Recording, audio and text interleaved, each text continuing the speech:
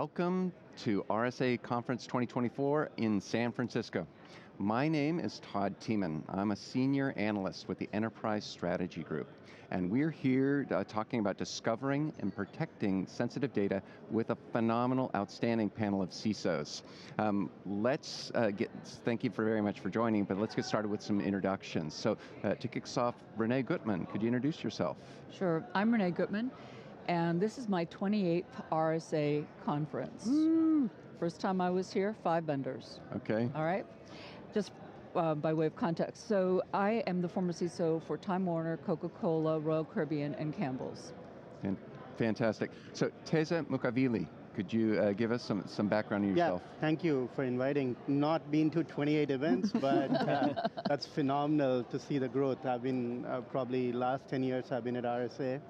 I'm the CISO at ChargePoint. We are one of the largest EV charging infrastructure companies, and we collect a lot of data. That's how all the automobiles and vehicles are happening to be more digital. So this is an exciting topic for us from a security standpoint.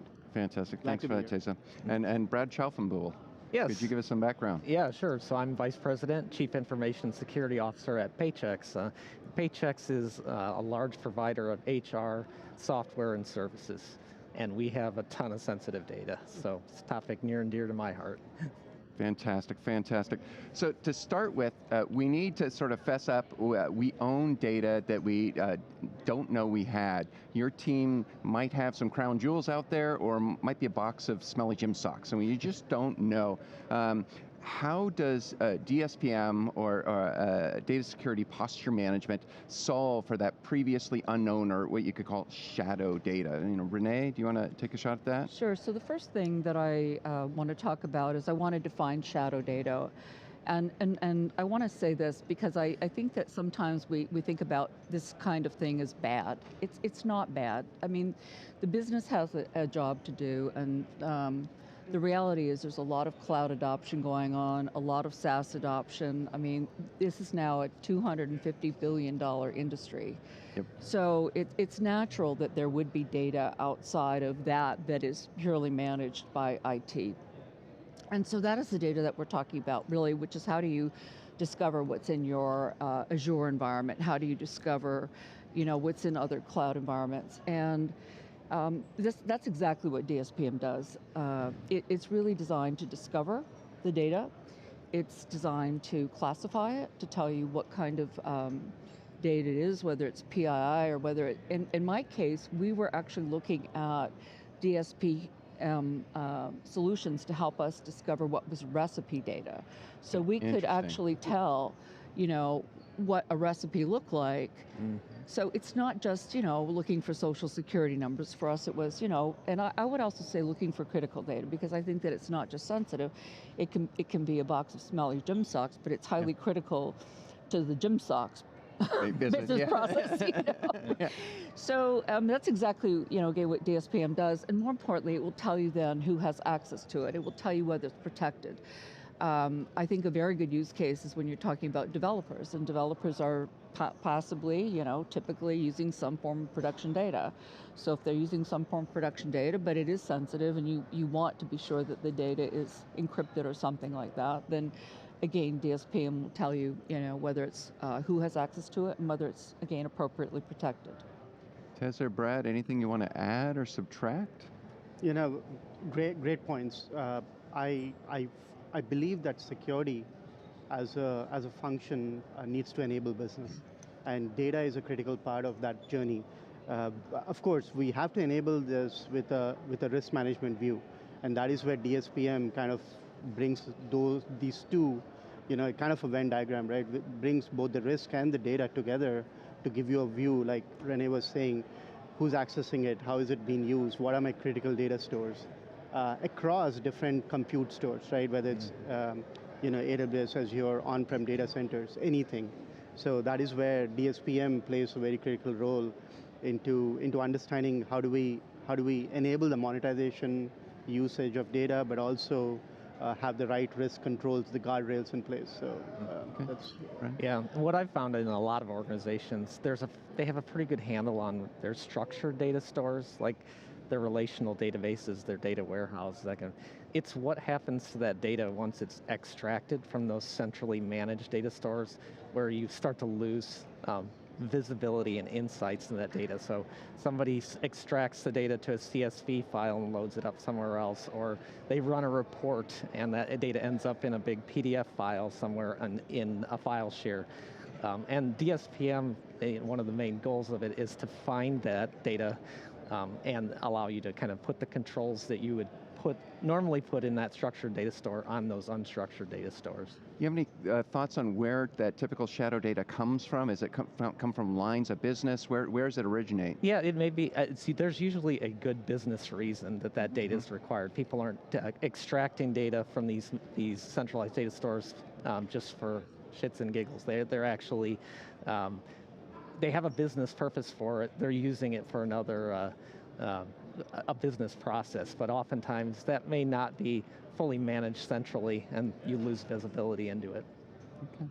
So, Renee, a lot of this touches on the role of the CISO. There's some macro implications here. How do you think that that CISO role is going to evolve in, say, the next 5 years? How about if we just talk about the next 2?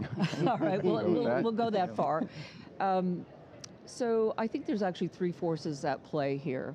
All right, one is what I've already talked about, which is the cloud and SaaS development. I mean, now you have companies that are cloud native, right? I think, isn't that the term that they started, and everything that they have is in the cloud. And the second force is the SEC rule that came out, all right? Or any other regulation for that matter. And then the third, because I don't feel this answer would be complete unless I mentioned AI. So let's talk about those 3 things. I have to do it. We're at RSA 2024. I have to do it. You got to talk generative AI. And so on the first thing, because of the move to SaaS and cloud, and I was doing some checking, and there are something like 30,000 companies that are that are organizations developing SaaS apps. There's 7,000 marketing apps, okay, that are SaaS, 770 healthcare. And I think there was, when we start moving towards the cloud and SaaS, I actually think that it meant that the business could run fast, and they could run faster than IT could keep up. And on some level, when we would do things like third-party assessments and it would take us 2 weeks, I think the business got tired of us. All right, that was actually a negative trend and impact, I think, for CISOs. That we're not able, to your point, to keep up and be business enablers. So that, I think, it was a minus point for us. But what is now elevating, I believe, the CISO role again, the security role, the risk role, is the legislation, which is requiring greater transparency. What's the role of the board? How is the program being run? I've even seen, I did a comparison between annual reports from 2022 prior and 2023, and they're actually even, in some of them I found that they were even talking about the credentials of the CISO in the 2023 report. So I think that particular rule is elevating the role and giving it more visibility. And I think AI is pushing us a little bit more to governance again, which is, where is the data? So, what is the data? I mean, that's pretty much, AI is, I want to call it a data pig, but it's synonymous, which I just need data, it demands data. You have that data feeding into that. Right, so because of the 3 things, I think that the role will evolve. I think first I'm seeing people being elevated. And somebody said to me, well, of course the role's being elevated. Nobody wants to say their CISO's buried 4 layers down, especially if you have to write that within within the 10K. So the role's being elevated. I also see CISOs being moved into positions of CIO, CTO, maybe even CDO. I know of one CISO that has, both functions, the Chief Data Officer and the Chief Security Officer, Chief Risk Officer role. So I think the role is being elevated. And I think the only thing that will be, that will work against us if we fall back and we are not that business enabler. Yep. 100%. And so I will say this, I think that DSPM also has to be used properly. It's not a stick. Okay, it's not a stick to say to the business, you ran off and did something that you shouldn't have done. They have to do the business. And DSPM is actually a tool that enables us to be closer to our business, provide them with information about where the data is, how long it's been around. So I actually see DSPM as supporting the enablement of the CISO role going forward. Can help with alignment. It can help and make us better business partners, and maybe we'll get, if it's a promotion to be, the CIO and the CISO, maybe we'll get one of those too. So let me transition for a moment into data lakes and sort of fishing in data lakes, if you will. How do you discover that valuable or sensitive data in large data repositories that can be black boxes? Does DSPM help you maintain that data security hygiene in those data repositories?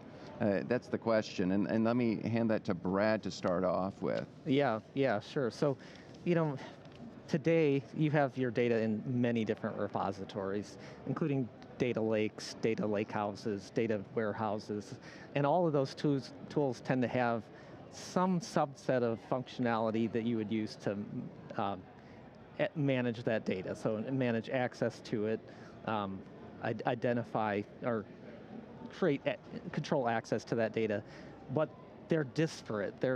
You'd have to manage it across all of these different data stores. One of the big benefits of the DSPM platform is it allows you to uniformly apply your policies across all of these different data stores.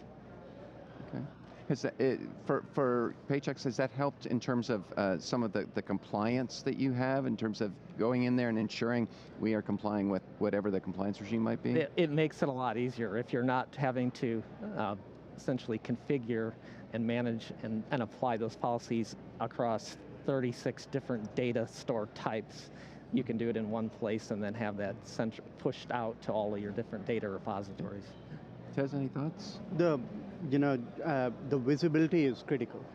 When you have so many data stores and a lot of them are consumed and used on a real-time basis, where you have a lot of input data that's been morphed to serve your customers the best way.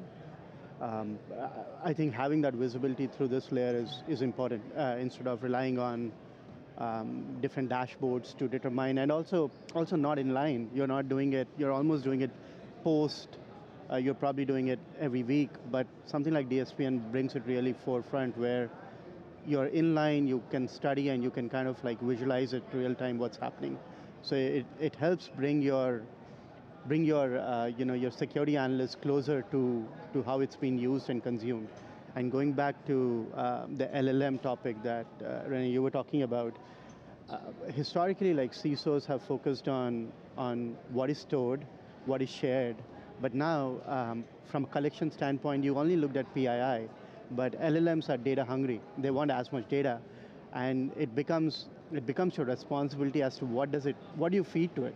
Yep. Yeah. Because it impacts the poisoning of it, it impacts a lot of other risks that you think of. So it's an amazing period, and DSPM helps serve that purpose. So. Yep. One of the trends that I've seen recently is how much more interested security officers and security teams are with the location of data.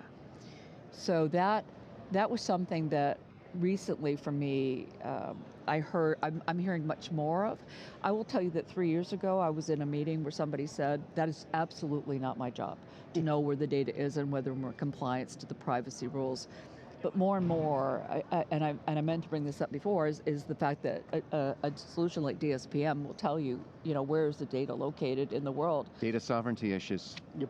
Yeah. Which is huge. Makes sense. And we're going to come back to that LLM topic and then sort of double click and dive deeper. Now, one challenge out there is there's some hidden risks in abandoned or duplicate data. Have you found cost savings in your experience, or potential cost savings, or is there a reduced risk footprint that comes from data security posture management? And let me, with that question, hand that to Teza. You have any insights there, any thoughts? So those are the added benefits of something like this, and let me explain why. You collect data, and you're storing it probably in some data lake, which is now being consumed by different functions. For example, sales, marketing, different functions in your organization are now consuming it, and they tend to duplicate a lot of these. Now, I have seen instances where regulators come to us and they say, can you show me clearly what regions have you collected the data? Where have you stored it? So we could literally open this dashboard and say, okay, this is where we have the data, this is where we store PII, this is non-PII, and it helps us also, at the end of the day, say this is going to be my retention strategy around it, which helps you save costs, which helps you push some of this data that you don't need or is not used on a day-to-day basis into more of the cold storage, so that you don't have to pay a premium of storing everything live. So there's definitely an added benefit where you can study these data stores of the consumption models, how much are they duplicated, and kind of bring them into different tiers. So is that a one and done thing, or is that an ongoing thing? You deploy initially and maybe you find some stuff and then you rationalize it, and is that it? Or are you finding things are dynamic and so it's an ongoing phenomena? It's a massive ongoing process, and one is discovery, which is great, but then you have to sit down with your cross-functional partners and kind of like come up with this negotiation model of saying, this is how long, this is how best, because everybody has FOMO. Data is one of those, and you don't want to say you won't have data, but you have to come up with a proper guardrail with your cross-functional partner. So it's a continuous thing. I wish it was one and done. Yeah. Yep. Brad, Renee? Yeah, I think that's one of the things when you first run a DSPM scan, discovery, in almost every organization, they find all kinds of data they had no idea that they had, and a lot of that is abandoned data. It's data that somebody extracted for some good reason, they used it, and then they just forgot to go back and delete it or clean it up somehow. And obviously that creates a risk for the business, especially if there's sensitive data elements. It's another place that it has to be protected or isn't being protected, and this helps reduce the risk, find that, eliminate it, and get rid of, at least reduce the footprint that you're trying to protect. I've worked in organizations where IT paid for the cost of the cloud, and it wasn't charged back to the business. So IT's budget kept growing, and the business thought, it doesn't matter, right? That this cost is out there. And so one of our use cases was actually to find out how we could at least understand the cost of the storage that we were paying. But the problem was that the people, we had been through so many mergers and divestitures that the reality was that even when we presented it to the business, they really couldn't tell us. So one of the key decision points was, when was the last time it was accessed? Does it look like it's actually still being used? And we would park it, and eventually, we were able to get rid of it. And with that in mind, the stakeholders for the project included the law department, because they were very interested in what was happening around retention policies, especially when we brought a company in and they had a tendency to keep things forever. So we had quite a number of stakeholders in addition to IT who was looking to really rationalize the costs. Many constituents there. Many constituents there. Yeah. So let me ask Teza a question. Do CISOs and their teams know where all their data is, and sensitive data in particular? That's the goal. That's okay. But the reality, in your view, it's a constant exercise, not only through tooling and everything else, but also understanding where your organization is heading to, because that could potentially lead to new ways of collecting data, new ways of storing sensitive data. So as a CISO, your organization is not just looking at your policies but you're kind of being those cross-functional partners where you go and try to sit on other function roadmaps and try to understand what is it.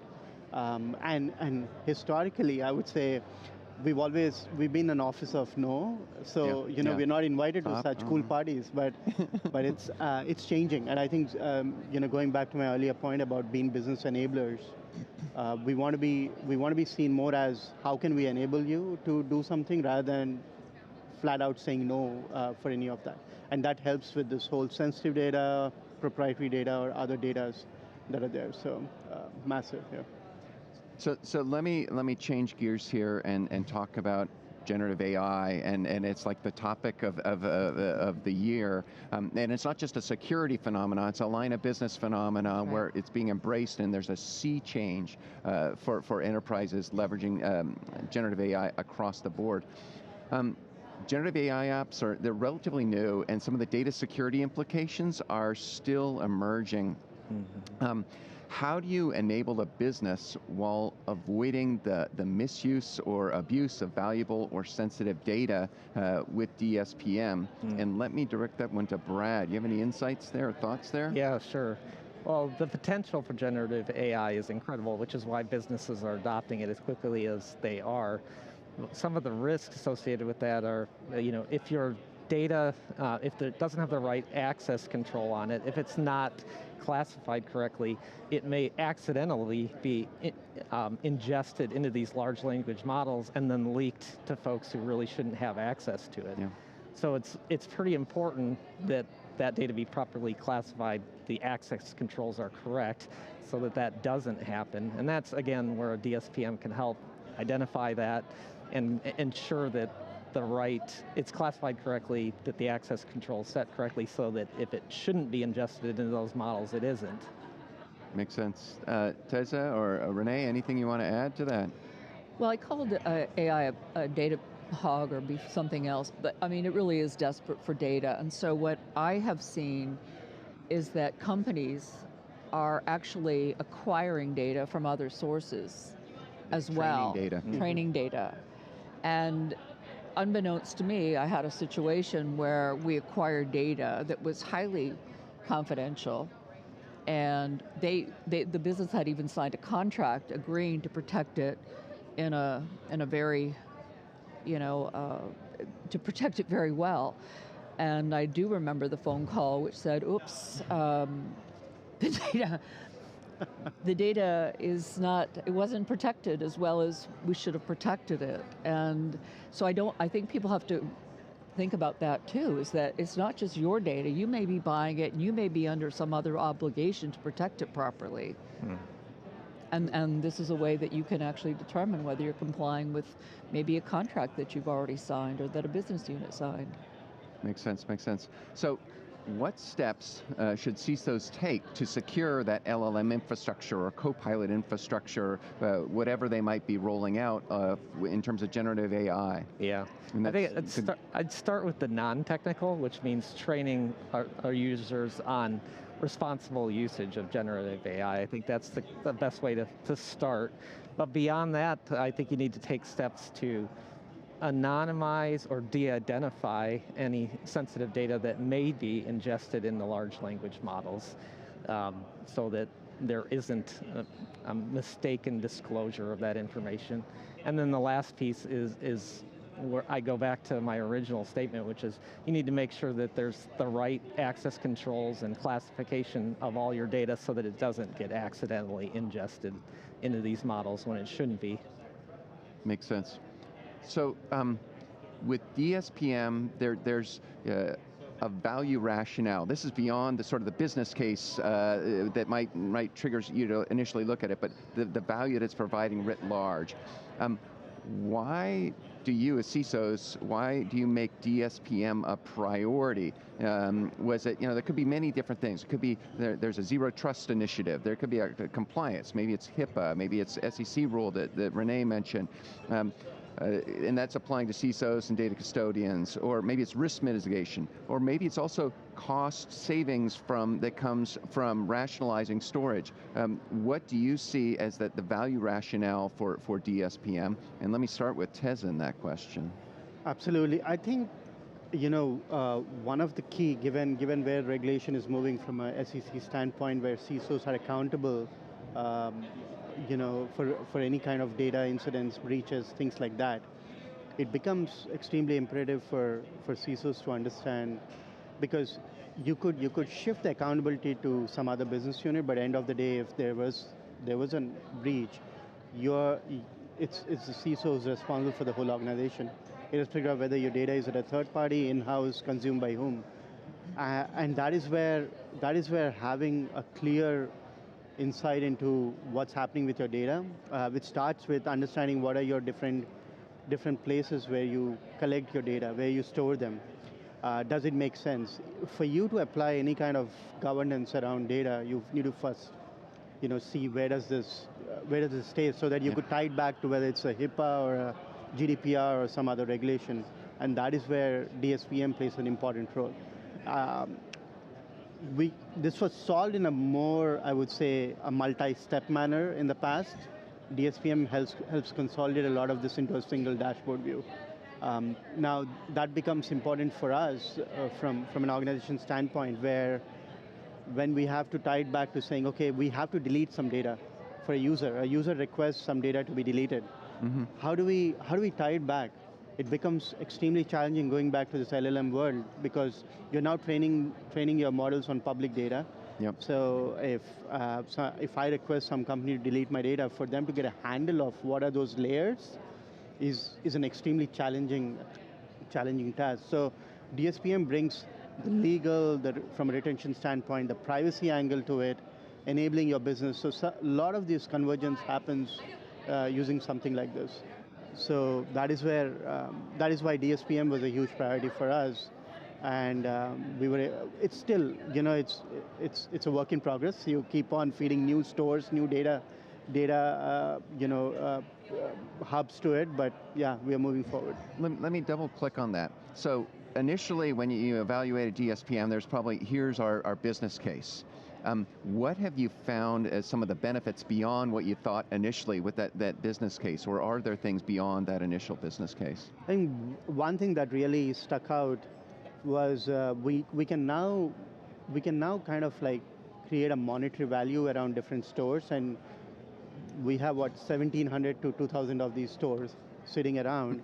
Now, how do you risk rank between these different stores, saying this store is millions of dollars worth versus some other store which is probably not at the same monetary value. So we could tie a lot of this, which helps me tie it back to my materiality from an SEC regulation standpoint, to my overall, my insurance, cyber insurance. So it helps you like expand that the monetary piece of it to other facets that you need to think of. So that was good for us. Appreciate that. Renee, any thoughts? So one of the things that I believe that the SEC rule did is that it didn't just focus on confidential data. We don't think of, now we're talking much more about resiliency. And to me, you need data. I mean, you probably, if you're an airline, you probably need access to the passenger data to actually be able to put people on a plane, right? So I think DSPM can also help you identify whether the data that you need to run your critical business systems is also, effectively protected, because you need it to be there, right? You need it to be resilient. So that's why for me it's not just sensitive, it's really critical, because again, as I said to you, it could be your box of socks that you need, yeah. but it's critical to a business process, so you need that thing, even if it is that, to be effectively protected. But I think that's one of the real benefits to me or a sea change also that I've seen, is that we have to think holistically about a system, right? A system that's sitting there, and if the code's working, great, but if it's working there without the data, well, it's probably not going to do very much for you. Makes sense. Brad, your thoughts? Yeah, risk mitigation was the primary catalyst for our DSPM project. And there's numerous risks in our risk register related to our data, whether it's legal and regulatory requirements, new Gen AI risk. There's several things in our risk register associated with data in general, and DSPM mitigates many of those risks. So it's one of those solutions that actually mitigates multiple problems or multiple issues in the risk register. Yeah, I was at a meeting with 20 CISOs recently, and the consensus was it's all about the data. Mm-hmm. And when it comes to that data, it's like data writ large. It's not just cloud. It's on-prem. Yeah, all. It's data, and yeah, It's just SaaS, but third the party. one that they SaaS and third third party. Who's sharing with their fourth and fifth parties, probably. So it's. For most of us, that is our crown jewels, is our data. Yep, makes sense. Makes sense.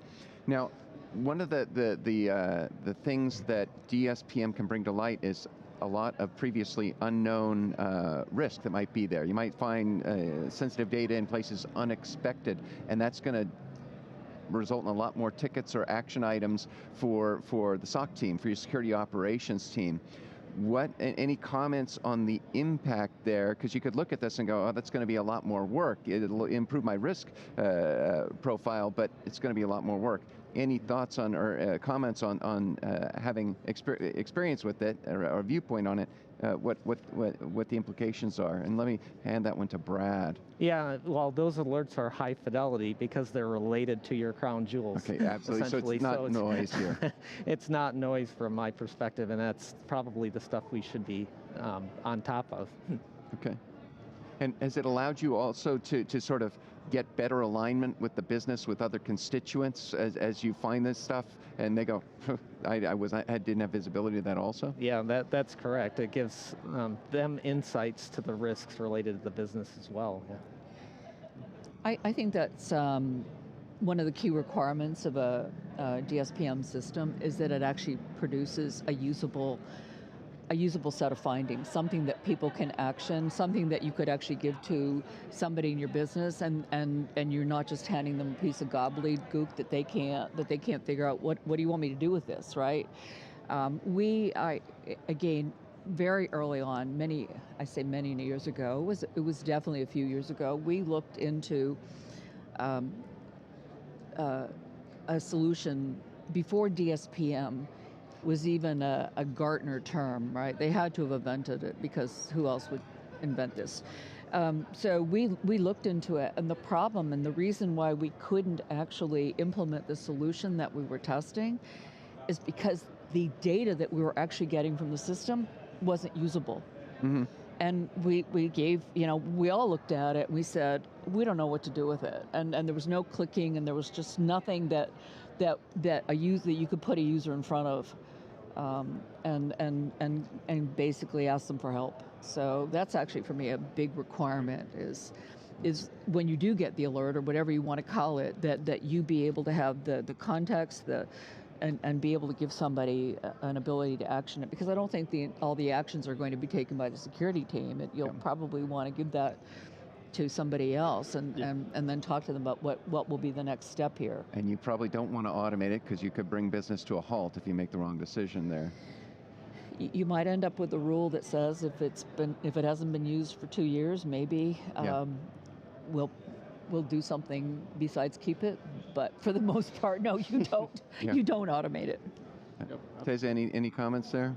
Yeah, I think resonate very closely with the other comments. I would say the visibility becomes very important. The context helps us execute better. And then the third piece is for our SOC teams to be better, the earlier they have the information, the more proactive they are, because that reduces the overall burnout on the team, because now if you don't have that visibility, now you're almost like triaging an incident or an issue in the dark for a long time, but having this enables you to see immediately, does this impact, where is this impact, because this goes back to the 72-hour rule that we have around incident investigations, reporting on that from SEC. So it contributes to a lot of those parameters as well as an organization.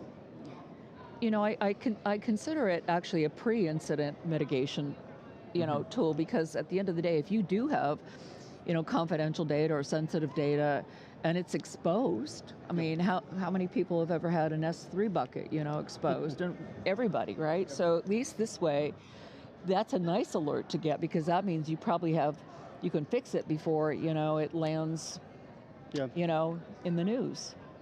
Has there been any sort of low-hanging fruit that it has allowed you to mitigate? Because one of the things I hear about is, okay, there's frequently sort of stale access to data, and that comes to light. And that actually surprised me, because that's sort of identity land rather than what I would think DSPM would do. But any thoughts on some of the value you've seen in the deployment, or you see in the marketplace when you talk to your CISO peers?